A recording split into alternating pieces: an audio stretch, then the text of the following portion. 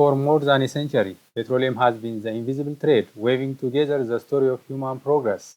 It powered the engines that drove modern industry into overdrive, fueled the ships that connected continents, and lit up the cities that never slept. From the Model T to the jumbo jet, petroleum has been the heartbeat of modern civilization. It has created empires of wealth, sparked wars, toppled governments, and reshaped the balance of global power. We call it black gold for a reason, because for over 100 years it has been the most powerful substance on Earth. But today, that power faces an existential question. What happens to petroleum, the control of the global economy, when the electric motor replaces the combustion engine? What becomes of the resource that defined the 20th century, when the 21st begins to run on something else? To understand the future, we first need to look back. Petroleum was not always the monarch of energy. In the 19th century, coal was king. Trains, factories, and even ships were powered by steam fed by black carbon dug from the ground.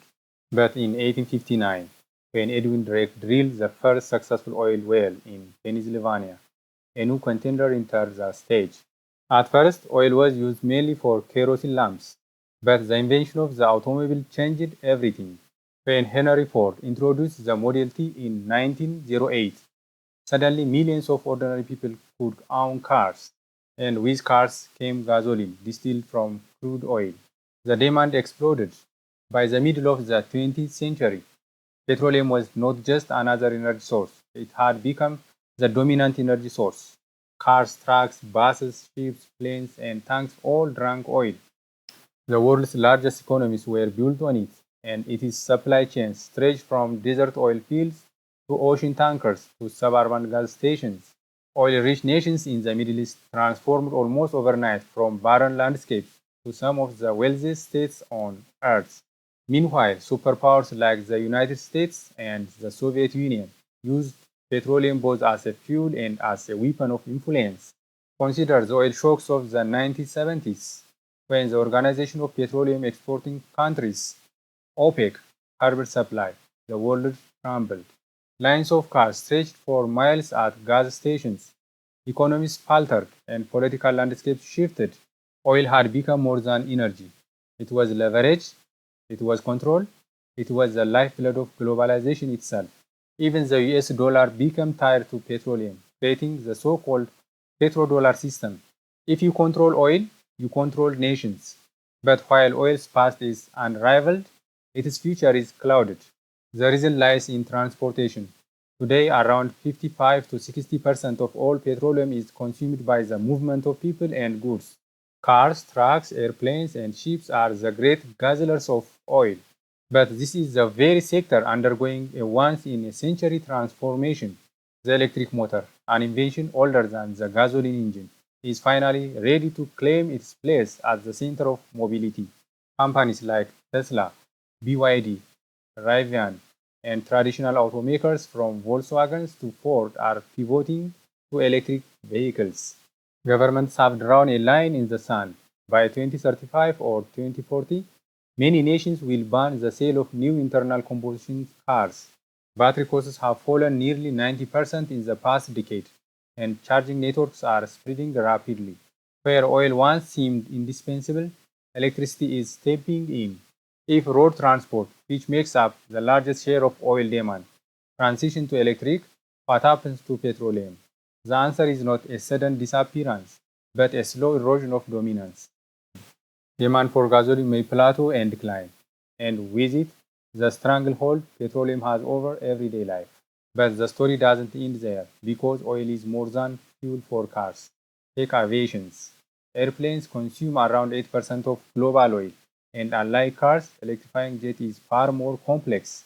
Batteries are too heavy to power long-haul flights, and while small experimental electric planes exist, commercial aviation will likely rely on liquid fuels for decades to come.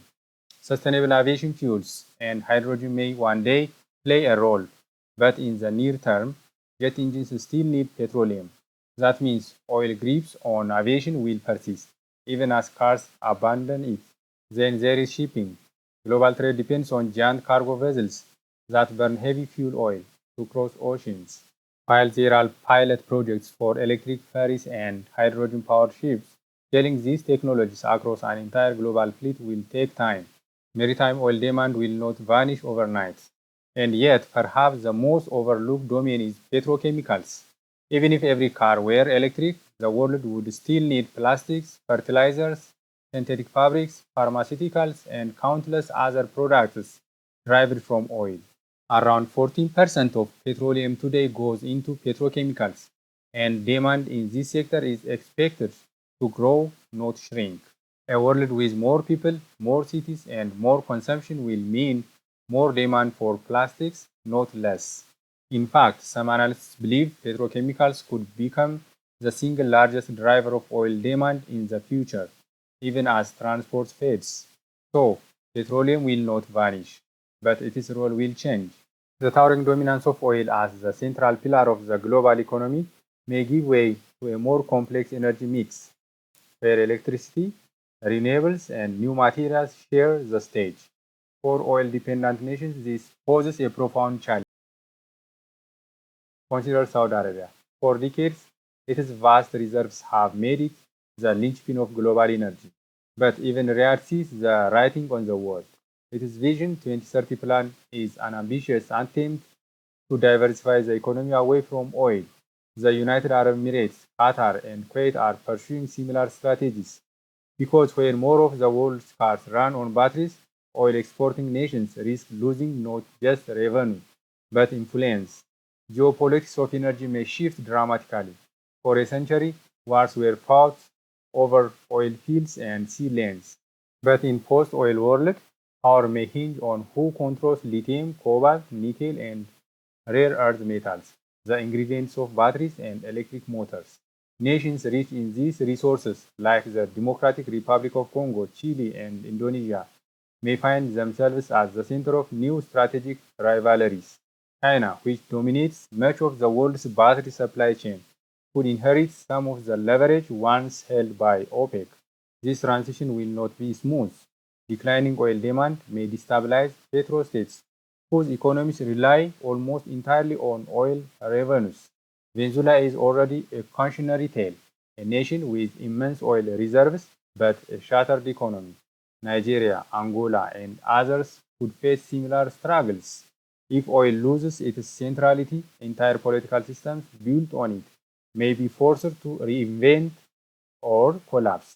Meanwhile, companies built on petroleum face their own reckoning. Oil majors like ExxonMobil, Shell, and BP are investing heavily in renewable energy and carbon capture. They know their future profits cannot rely solely on gasoline sales. Some will adapt, others may fade, just as coal companies shrank in the face of natural gas and renewables. For consumers, the shift may be liberating.